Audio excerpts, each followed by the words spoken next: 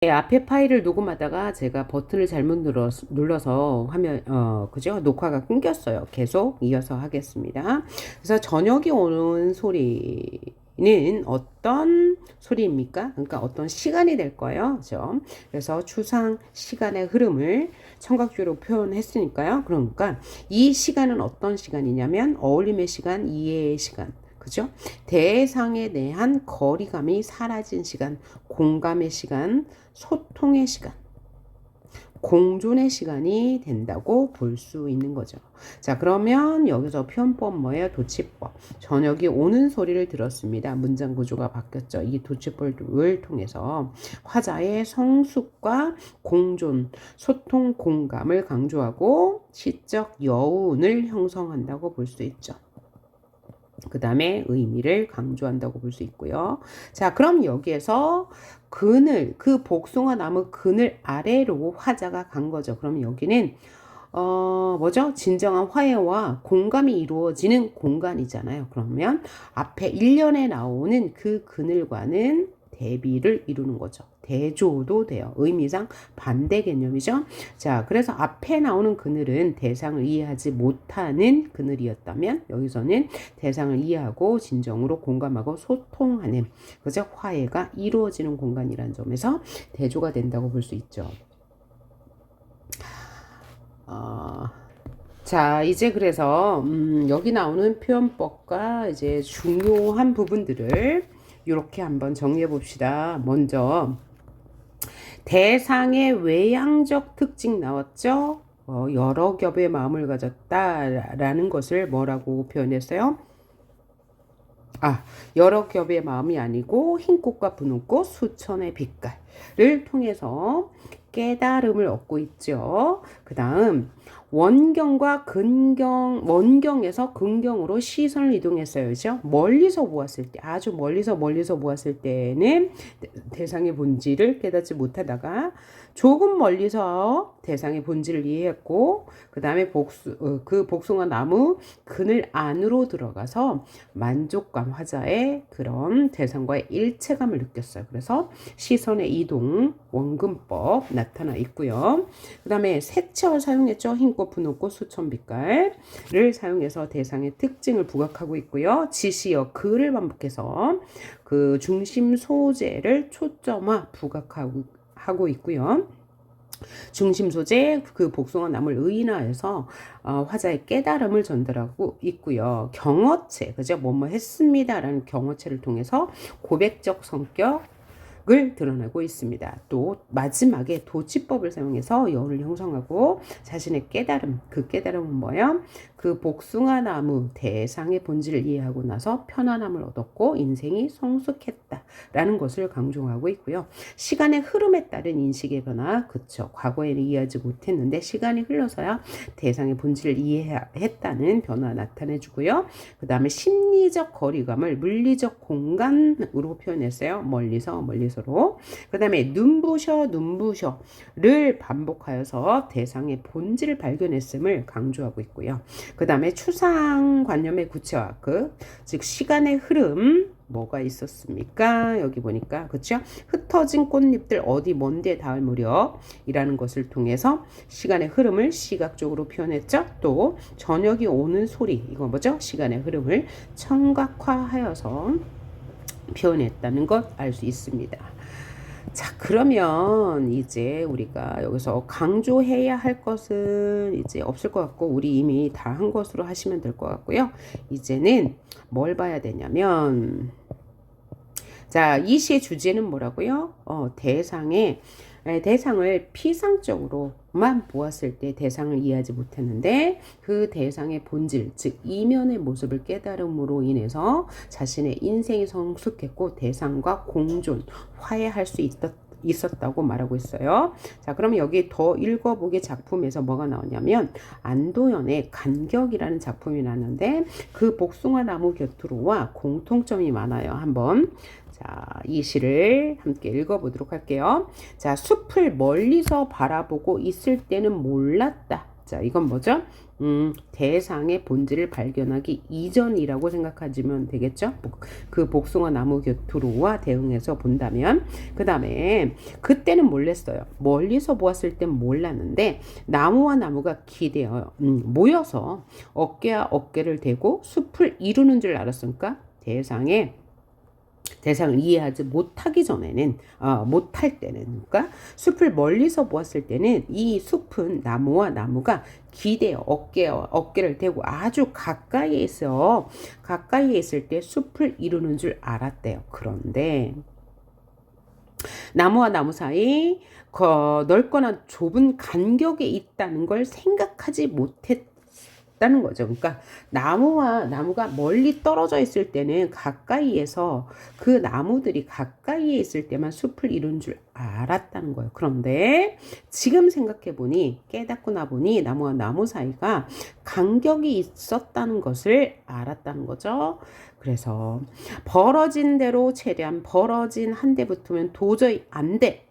그래서 기꺼이 떨어져 있어야 나무와 나무 사이가 그 간격이 있어야 울을 창창 그죠?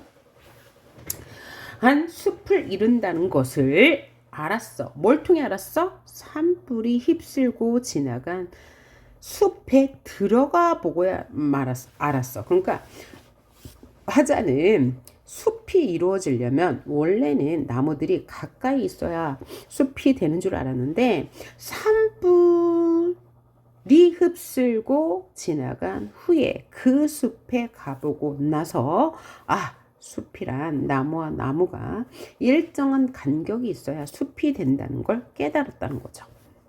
그래서 이 화자 역시 그 복숭아 나무 곁으로의 화자와 같이 그렇죠? 경험을 통해서 어떤 경험? 그 복숭아 나무 곁으로에서는 그 복숭아 나무 곁으로 가지 않았던 경험. 근데 여기는 숲을 바라본 경험, 숲을 바라보고 그 뭐죠? 산불이 난 후 그 숲에 가본 경험을 통해서 타인과의 바람직한 관계에 관한 화자의 깨달음.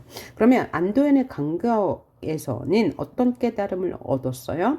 개인과 개인, 나와 타자 사이는 혹은 공동체는 뭐야? 일정한 간격이 필요하다는 깨달음을 알았고요. 그 다음에 아까 그 복숭아 나무 곁으로에서는 무엇을 깨달았어요? 타자, 나와 다른 타인을 이해하려면 오랜 시간이 필요하다는 걸 알았죠. 오랜 시간이 지난 후에 알았으니까요. 그리고 일정한 간격이 필요하다는 걸 알았어요. 그리고 이 시에서 뭘 알았어요? 산불이 난 그 산에 들어가 보고야 숲이라는 공동체를 이루는 개인과 개인들이 일정한 간격이 있어야 한다는 걸 깨달았다는 거죠. 자, 그래서 이 시도 역시 성찰적이에요. 자신의 삶을 성찰했고 상징적입니다. 왜요? 숲이라는 것은 공동체를 상징하죠. 그런데 앞에 나온 숲은 내가 본질을 깨닫기 전의 숲이고요. 뒤에 있는 숲은 산불이 휩쓸고 지나간 자리에 들어가 보고 나서 알게 된 숲은 나무들이 간격이 있어야 숲이 된다는 걸 알았어. 그래서 앞에 있는 숲과 뒤에 있는 숲이 대조를 이루니까 상징시라고 할 수 있고요. 독백적 어조죠. 대화체가 아니고요. 자신의 성찰을 담고 있어요. 여기서 성찰적 어조는 뭐뭐 했다를 통해서 평서형 어미를 통해서 드러냈다면 그 복숭아 나무 곁으로는 경어체를 통해서 그죠? 깨달음 그 고백을 강조하고 있죠. 자, 그래서 적당한 간격이 있어야 공동체가 형성이 된다는 간격의 소중함을 깨달았다는 거죠. 여기서도 역시 또 공통점은 나무를 인격화했죠. 자연을 인격화해서 삶에 대한 깨달음을 전달하고 있고 인간의 삶과 관련된 의미를 부여했어요. 그 다음에 새롭게 깨달음을 얻기 전의 상황과 대비하여 표현했죠. 자, 그러면 이 복숭아 나무 곁으로에서는 깨달음을 얻기 전과 후를 어떻게 대비했어요? 시간에 흐름에 따라서 대비했죠. 자, 그러면 이 복숭아나무 교투로와 이 간격, 안도연의 간격이라는 시를 한번 비교해 볼게요. 자, 문제가 복숭아나무 교투로의 화자가 대상의 진정한 모습을 발견하는 방식, 그 다음에 간격이 대상의 진정한 모습을 발견하는 방식의 차이를 물어봤어요. 자, 그러면 그 복숭아나무 교투로는 시간의 흐름에 따른 화자의 인식 변화를 드러내, 즉 그 복숭아나무를 피상적으로 보았을 때는 부정적으로 인식해 멀리하려 하다가 시간이 흐르면서 화자는 그 복숭아나무의 진정한 의미를 발견하고 대상을 이해할 수 있게 됐어. 그러니까 그 복숭아나무 교투로에서는 시간의 흐름에 따라서 대상에 대한 진정한 깨달음을 얻었다는 얘기죠. 반면에 간격은 시간의 흐름과 공간의 이동에 따른 화자의 인식 변화를 드러내. 즉 숲을 멀리서 보았을 때는 나무들이 빽빽하게 모여 숲을 이루는 것이라 인식했지만 산불이 휩쓸고 지나간 후에, 그죠?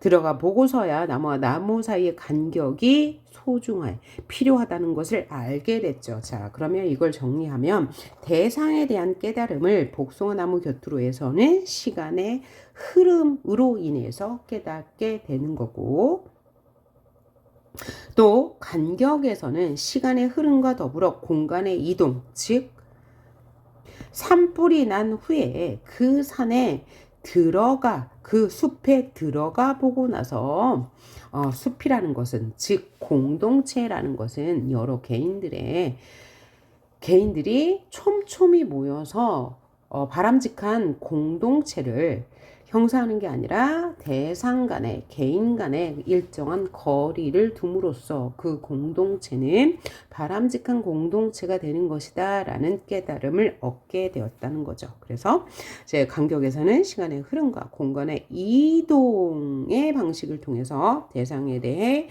진정으로 깨닫게 되었고, 그 복숭아나무 교투로는 시간의 흐름과 또 하나 뭐요? 간격이 필요하다고 말했어요. 이 간격은 거리라고 해두죠. 거리, 그죠? 일정한 거리가 있어야 대상의 진정한 모습을 깨달을 수 있다고 말했습니다. 자, 여기까지 그 복숭아나무 교투로 강의를 마치겠는데, 그 복숭아나무 교투로는 관련 작품이 엄청 많아요. 그러면 그 관련 작품들은 어떻게 비교하면 되냐? 그 복숭아나무 교투로의 특징을 바탕으로 비교하면 되죠.